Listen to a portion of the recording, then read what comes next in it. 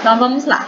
Na aula passada, nós falamos a respeito do sistema excretório. Nós comentamos a função do sistema é realmente liberar excretas, principalmente excretas relacionadas com a questão de resíduo metabólico. A gente viu que a gente tem excretas provenientes de lágrimas, excretas provenientes do suor e excretas provenientes do xixi. Ou seja, agora a gente vai ver a função detalhada do sistema excretório ou o sistema urinário e que órgãos compõem esse sistema, tá bom?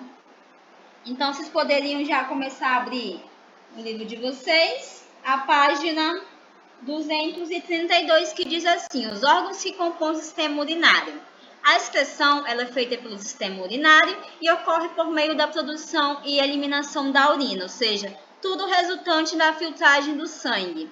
E, além de eliminar as excretas presentes no sangue, o sistema urinário ele contribui para a manutenção do seu volume e de sua composição. Isso vai ocorrer porque, além das excretas, o sistema urinário ele elimina componentes que estão em excesso no sangue, como determinados sais e água, ou seja, a filtração vai ocorrer na formação mesmo de urina e vai envolver os órgãos que compõem o sistema urinário, como rins, ureteres, bexiga urinária e uretra. Bora ver com mais especificidade o que é cada um. Na página 232 ainda, a gente tem essa imagem, tanto masculino quanto feminino, o sistema urinário ele é o mesmo. O que vai diferenciar é o sistema reprodutor e a questão mesmo da uretra, tá bom? A gente vai ver mais à frente. Primeiro que nós vamos apresentar, em geral as pessoas elas apresentam 2 pares de rins, tá bom? Eles vão apresentar também 2 pares de ureteres e apresentar também aqui na letra A, que é um saco, ou seja, uma musculatura que a gente vai chamar de bexiga e por onde a urina é depois liberada pela uretra, tá bom? Então, a gente vai ter 2 pares de rins com esse formato de feijão, a gente vai ter 2 pares de uréteres e uma bexiga e uma uretra, tá bom? Essas partes azuis a gente consegue observar. E também a parte vermelha a gente vai chamar de veias. Essas veias são sim ligadas ao coração. Então, vamos ver mais detalhadamente como vai acontecer o processo de excreção pelo sistema urinário. Bora lá. A excreção pelo sistema urinário ela vai ser dividida em 3 etapas, tá bom? Primeiro vai acontecer a filtragem do sangue e a formação da urina, depois o transporte da urina ao órgão em que ela é armazenada e depois esse transporte na urina ela vai ser eliminada pelo corpo. Então, vamos lá. Na página 233, a gente vai ver como é que vai ocorrer a excreção pelo sistema urinário, tá bom? Então, a gente vai ter essas etapas, principalmente com relação à anatomia desses órgãos. Primeiro que, em geral, a gente já havia falado que cada pessoa, ela apresenta um par de rins, na cada qual localizada em uma lateral posterior ao abdômen, ou seja, a altura da cintura. A gente vai ter, sim, a posição desses 2 rins, que vai ser a altura da cintura, e cada rim vai apresentar um formato semelhante ao grão de feijão, como a gente consegue observar aqui na imagem. Cada formato, ou seja, dentro desse rim, ele vai apresentar cálices, tá bom? Que são esses pequenos orifícios aqui, ou pirâmides renais. E esses órgãos são responsáveis pela formação da urina, tá bom? E regulam a composição do sangue e mantém a pressão arterial, além de participar da síntese de vitamina D. Vocês podem estar desligando o áudio de vocês, tá bom? Então, vamos lá. Por que é importante a gente ter essa síntese de vitamina D, já que ele é o principal órgão responsável por essa síntese? Lembrando que a síntese de vitamina D, ou a vitamina D em si, ela é sintetizada através dos raios solares. Ou seja, quanto mais síntese de vitamina D eu tiver no meu corpo, maior será essa produção. Agora, tem algo relacionado com a síntese de vitamina D que a gente vai estar associando com relação aos cálculos renais, ou seja, as pedras nos rins. Primeiro que essas pedras, elas ficam todas armazenadas aqui, nesses néfrons, tá bom? Nessas pirâmides renais. E ela tem como função primordial retirar todo o excesso de sais minerais, sal e um pouco de excreta, tá bom? Quando a gente toma menos água, a gente tende a armazenar sal e principalmente cálcio, ou seja, metabolismo retirado mesmo da calcificação. E o que vai ser essas pedras nos rins? Resto de sais, resto de excretas e resto sim de ossos, ou seja, a formação das pedras nos rins vão se dar a partir desse acúmulo, pelo não ato de beber água ou o ato de consumir bastante alimento com bastante sal. E também a questão da vitamina C e vitamina D, ela retira sim o que a gente vai chamar de cálcio dos nossos ossos, se a gente todo dia está tomando vitamina C, aquelas em cápsulas mesmo, ou líquida. O excesso dela também faz mal, o ideal é tomar a cada 4 dias. Todo dia vai fazer com que ela retire o cálcio dos ossos, tá bom? Então, veremos aqui. Primeiro que cada rim ele é revertido, como a gente consegue observar aqui na imagem, ele é revestido por uma membrana. E essa membrana a gente vai chamar de cápsula fibrosa. E a função dela é proteger esse órgão, tá bom? Ou seja, contra os baques da vida que a gente tem, contra a proteção de pancadas ou contra micro-organismos, tá bom? Então, a função dessa cápsula fibrosa que a gente consegue observar aqui nesse rim é proteção contra impactos, ou seja, o nome dessa função é cápsula fibrosa. Depois eu vou ter aqui do número 2, que é no interior do meu rim. Eu vou ter pirâmides renais, nas quais vão se encontrar os néfrons, onde vai ocorrer a filtração, ou seja, depois que meu sangue e o excesso de água é levado aqui para os néfrons, é aqui que vai acontecer a filtração. Ou seja, onde vai estar ocorrendo a filtração? Dentro dos néfrons. E onde estão situados os néfrons? Dentro das pirâmides renais. Já o terceiro tópicozinho aqui, que está mostrando essas duas veias aqui, a terceira e quarta. Por que elas estão de cores diferentes? Porque apesar de elas parecerem ser semelhantes, ambas têm caminhos percorridos diferentes para cada urina, tá bom? A terceira, a gente vai chamar de artéria renal. Ela que vai levar o sangue a ser filtrado para o rim. Vejam bem, vamos observar aqui. Eu vou ter, lembrando que meu corpo ele é formado principalmente por capilares, e esses capilares vão levar toda a minha corrente sanguínea, correto? Por isso que a gente chama de circulação fechada. O coração, ele também está conectado com o sistema urinário. O meu sistema respiratório também está conectado com o meu sistema urinário, ou seja, eu vou ter alguns sistemas que estarão presentes no meu sistema urinário, que é principalmente o sistema respiratório, tá bom?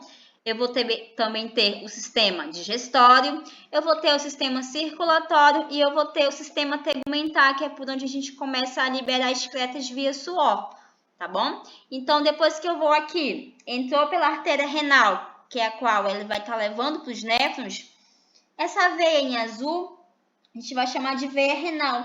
É ela que vai recolher o sangue filtrado, ela que vai tirar, ela que escolhe que sangue eu tenho que estar circulando no meu corpo, já que essa veia vai estar levando aqui principalmente para os meus néfrons. Depois que retirou dos meus néfrons, essa veia aqui ela tem como função levar todo o resíduo bom para o meu corpo e tudo de ruim vai ser liberado aqui pelo meu ureter, que é o número 5.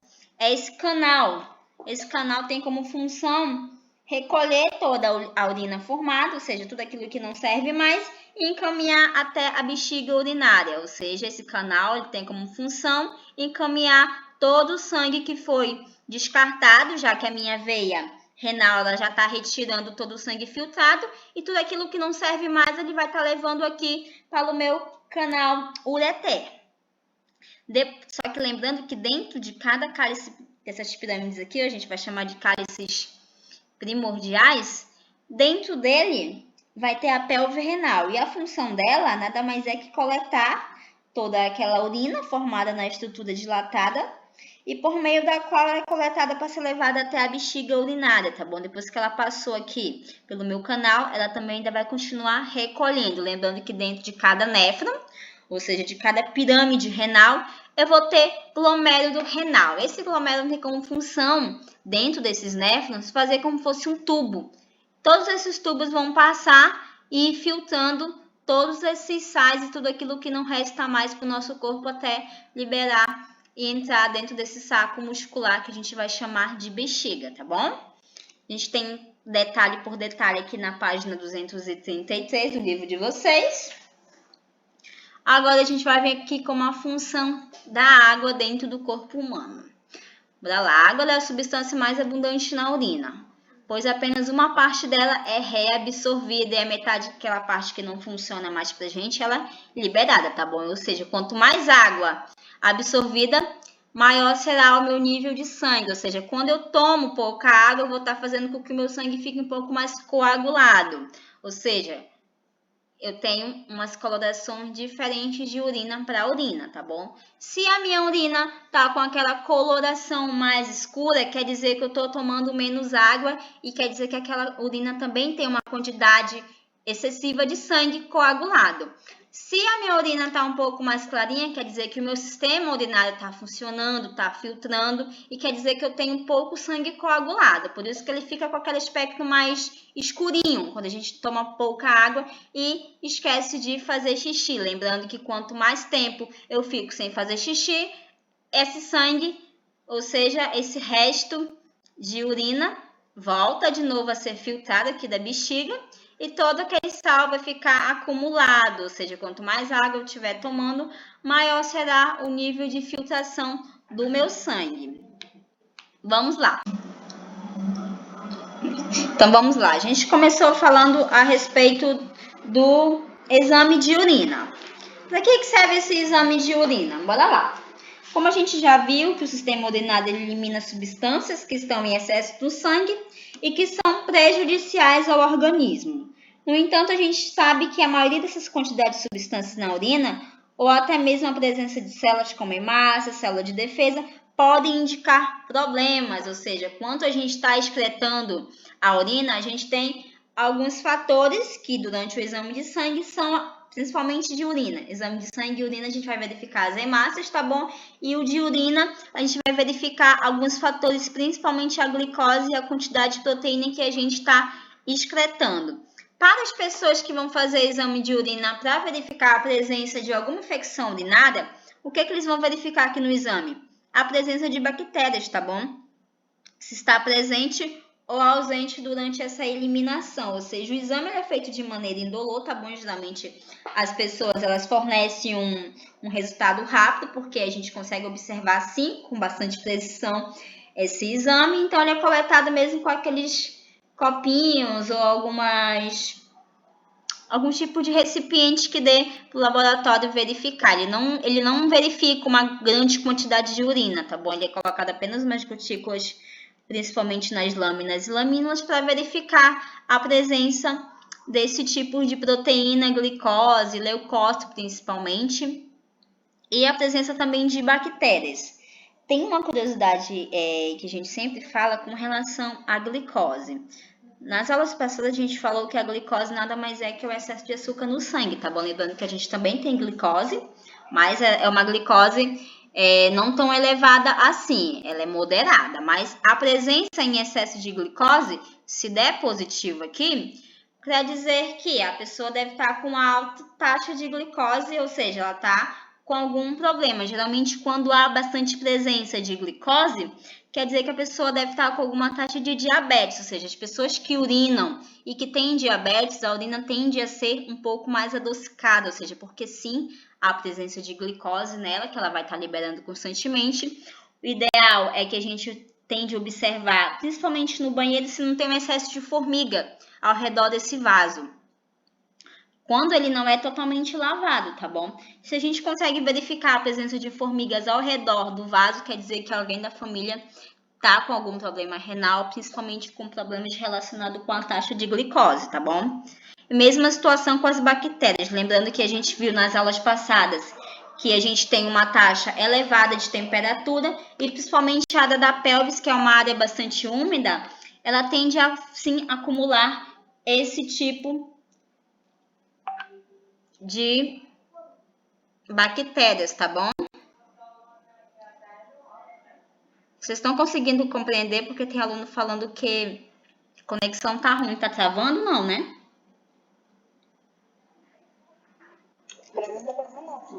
Tá bom assim? Então tá. Eu acho que seja a conexão dela. Tá. Então vamos lá. Nesse exame, geralmente eles vão avaliar o quê? A característica da urina. Como assim? A densidade, o potencial de hidrogênio dele, principalmente a cor, o aspecto e a presença de glicose, ou seja, proteína, como leucócitos, hemácias e entre outros componentes que vão indicar principalmente a saúde desse paciente, tá bom? Então esses valores são comparados em intervalo de valores considerados, tá bom? Normais. Geralmente, esse valor de referência aqui é o que a gente costuma observar com esse valor para ver se está normal ou não. Para cada idade, um valor de referência, tá bom? Nem para todo mundo esse valor de referência é ideal. A gente verifica a questão mesmo da idade, do peso e da altura. Então, esse valor de referência ele é dado mesmo nessa questão para verificar a saúde do paciente durante esse exame, tanto de urina quanto de fezes e principalmente de sangue, tá bom? Vamos lá para a página 235 de vocês, do livro. Transporte e eliminação de urina. Então, bora lá. Após a formação da urina, nos néfrons principalmente, que é a cavidade que fica aqui dentro junto com as pirâmides renais, que ficam todos acumulados dentro do rim, esse líquido ele é coletado pela pelve renal, como a gente viu, e encaminhado até o ureter, que são esses dois aqui. Cada rim tem um ureter para ele, que vai levar toda essa urina, após essa formação, até levar da uretra, que vai ser o canal de saída, tá bom? Então, a bexiga, ela vai atuar como um reservatório. Por quê? Não sei. Ah, sim. Deve ser a conexão dela, mas enfim, tá ruim. Então, bora lá. A bexiga urinária, ela tem como função reservatório temporário, tá bom? E antes dela ser eliminada do corpo, esse órgão apresenta paredes revestidas por músculo. Mas que tipo de músculo, professora? Esse tipo de músculo, ele é liso, ou seja, a gente não consegue controlar o que entra e o que sai da bexiga, diferente aqui da uretra, tá bom? Que vai apresentar um tipo de musculatura um pouco mais rígida, ou seja, musculatura esquelética. Ou seja, a gente consegue contrair ela para a gente não fazer necessidades fora do horário, ou seja, caso eu tenha vontade de fazer xixi e eu quiser esperar um momentinho, eu consigo. Porque na uretra eu vou ter sim esse tipo de musculatura, evitando alguns acidentes, tá bom? Ou seja, quanto maior for a quantidade de urina no interior da bexiga, mais oval, ou seja, mais esférica ela fica. E quanto menos urina estiver sendo produzida, ela vai estar um pouco mais vazia e um pouquinho menor. Por isso que é normal, quando a gente está com muita vontade de fazer xixi, que a região do abdômen fica um pouco mais inchada. Principalmente quando a gente acorda. O ideal, que é essa urina que a gente tá formando durante o sono, por isso que os médicos falam, ao for coletar o xixi e o cocô, o ideal é que seja após vocês acordarem, que é uma urina que noturna, é uma urina que conseguiu filtrar grande parte desse sangue e é uma urina que está aí com alguns fatores que eles vão conseguir observar, tá bom? Depois a gente consegue observar aqui que depois que a gente passa pela bexiga urinária, ele vai ter uma região inferior à bexiga chamada uretra. Então essa estrutura tubular vai levar toda a urina até o exterior do corpo, por onde ela vai ser liberada. A gente está com uma curiosidade na página 236, aqui. O que diz assim? A localização da uretra nos homens não é a mesma nas mulheres, sim. Até porque nos homens, tanto o sistema urinário quanto o sistema reprodutor tem como fator principal a uretra, porque ela vai servir tanto como eliminação de urina, quanto para o sistema reprodutor, por onde vai passar a saída do espermatozoide para a fecundação, tá bom? Nas meninas, vai servir apenas como passagem mesmo da urina. Como a gente consegue observar, essa aqui vai ser a vagina, que é o canal onde a gente vai conseguir a maior parte de reprodução. E a gente tem aqui a bexiga urinária, que não faz parte do sistema reprodutor, ela vai servir apenas para a saída do xixi. alguma dúvida com relação a esses dois tipos de fatores, tanto das meninas quanto dos meninos? Se cair na prova, qual é a diferença da uretra no sexo masculino? Vocês vão dizer que eles vão servir tanto para o sistema reprodutor quanto para a saída de xixi, ou seja, de excretas. Nas meninas, a função dela é apenas liberar urina, tá bom? Então, bora lá. Outra curiosidade com relação à bolsa muscular chamada bexiga. Então, a gente vai conseguir observar também a questão do controle de micção. Como assim o controle de micção? É que geralmente a gente consegue apresentar ou a gente consegue controlar o ato de fazer xixi, ou seja, o ato de urinar após os 2 anos de idade. Ou seja, a gente consegue sim ter um controle geralmente após os 5 anos de idade ou 3 anos de idade, porque antes disso a criança ela já não tem o controle desse músculo nem de dia nem de noite. É por isso que elas tendem a usar fraldas, porque elas não controlam ainda os seus esfíncteres, fazendo com que elas tenham movimentos involuntários e não tenham horário para fazer xixi, muito menos cocô, tá bom? Então, a gente pode, sim, controlar após a idade mais avançada, que é após os 5 anos. Até 6, assim, existe casos e casos em que a criança ainda com 7 anos ainda urina de noite na cama, mas isso mesmo é um controle que ela ainda está tendo, não é que ela não tenha aprendido ainda a fazer xixi de noite. A gente pode controlar também, não dar muita água de noite para a criança e sempre estar acordando ela para fazer xixi. O ideal é esse. Ou seja, mas antes disso a gente não pode brigar com a criança para ela fazer xixi, porque ela ainda não tem esse controle desses esfíncteres. O que são esses esfíncteres? São a musculatura da bexiga e da uretra que a gente tem hoje em dia, tá bom? Então, a gente tem a capacidade de armazenar 700 a 800 ml de urina. No entanto, quando a quantidade excede de 200 a 400 ml, a gente já sente essa vontade de urinar. Isso vai ocorrer por quê? Primeiro, porque eu vou apresentar células sensíveis ao aumento desse órgão. Quanto maior for o nível de excreta, quanto maior for o nível de urina que eu vou estar armazenando, ela vai aumentando essa musculatura aqui, ou seja, ela vai excedendo ou ficando maior. E essas minhas células vão enviar impulsos nervosos para o meu sistema nervoso, tá bom? Informando que a bexiga está quase cheia e vai provocar vontade de urinar. E em resposta, o sistema nervoso vai dizer assim, olha, aguarda um momentinho aí, principalmente se eu estiver andando na rua, se eu estiver no shopping, se eu estiver no ônibus, eu vou conseguir controlar essa minha vontade de urinar, dizer, olha, não estou em casa ainda, portanto eu vou esperar. E a gente espera. Enquanto isso, a gente fica lá fabricando mais urina, até porque a urina ela vem através da filtração do sangue. Enquanto mais sangue estiver sendo filtrado, maior será o nível de excreção que eu vou estar liberando, tá bom? Então, quando eu cheguei em casa, eu vou relaxar o meu músculo, que é a parte que eu sento no vaso, na qual o meu esfíncter interno vai dizer, olha, estou no local adequado, vou fazer xixi. Então, esse músculo esquelético do esfíncter da uretra vai ser liberado, ele vai se relaxando e eu vou controlar a saída da urina. Tá bom, meninos? Então, esse mecanismo a gente vai dizer que é uma maneira involuntária, aqui é a parte da urina, e a maneira voluntária que eu tenho é de controlar para que eu não faça xixi ou na rua ou em ambientes inadequados, tá bom? E o ato de fazer xixi é quando eu tenho relaxamento desse músculo e por onde vai ser liberado todo esse resíduo metabólico, ou seja, toda essa excreta proveniente da filtração do sangue.